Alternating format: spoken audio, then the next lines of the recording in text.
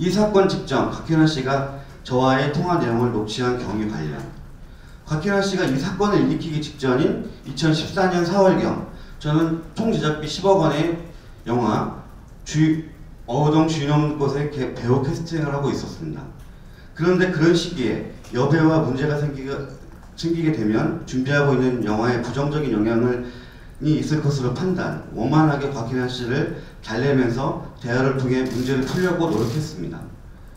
하지만 곽현아 씨는 저와의 통화 내용을 몰래 녹취한 후 제가 잘못을 인정했다고 주장하면서 자신의 허락 없이 가슴 노출 장면을 공개하여 자신이 큰 피해를 입게 되었다며 손해배상금은 무려 3억 원이라는 돈을 요구하였습니다.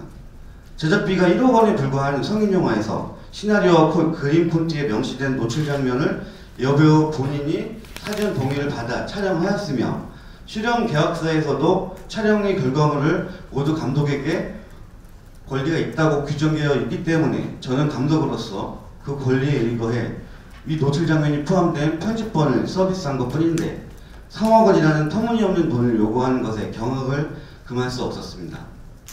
그래서 저는 곽현아 씨와의 원만한 해결을 포기하면서 향후 곽현아 씨가 민사소송을 제기할 경우 재판을 통해 이 문제를 해결하겠다고 생각하였습니다.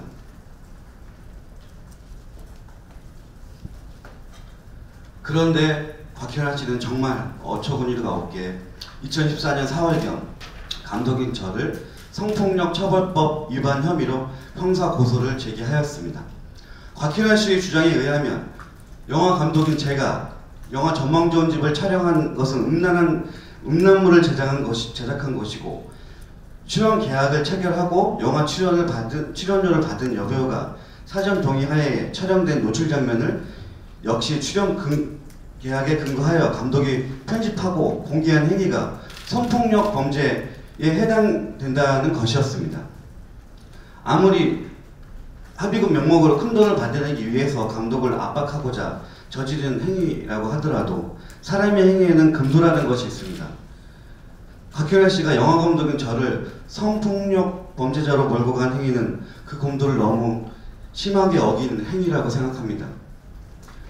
실제로 당시 곽현아 씨가 제기한 위 형사 고소는 서울중앙지검에서 무혐의 처분이 났었는데 곽현아 씨가 언론 플레이와 자신의 SNS 등을 통해 억울함을 호소하는 등 사회 여론을 일으키는 바람에 재수사 명령이 내려져 기소하게 되었습니다. 참으로 납득하기 어려운 기소였지만 형사재판 1심 법원은 위 검찰 기소에 대하여 무죄 판결을 선고하였습니다. 곽현아 씨 고소 이후 저는 3년 동안 매일매일 고통스러운 삶을 살아가고 있습니다. 검찰에서 무혐의 처분이 내려진 후 올 초에 진행된 형사재판에서 무죄 판결이 내려졌음에도 곽현아 씨는 개인 SNS와 언론 인터뷰를 통해 저에 대해 성범죄자라는 말을 하는 등 악의적인 비방을 일삼고 있습니다. 이런 인신 공격성 비방으로 인해 가족들과 심지어 저를 모르는 사람들까지도 그리고 지금까지 일했던 스태프, 배우들 포함한 동료들까지도 저에 대해 오해를 하고 있습니다.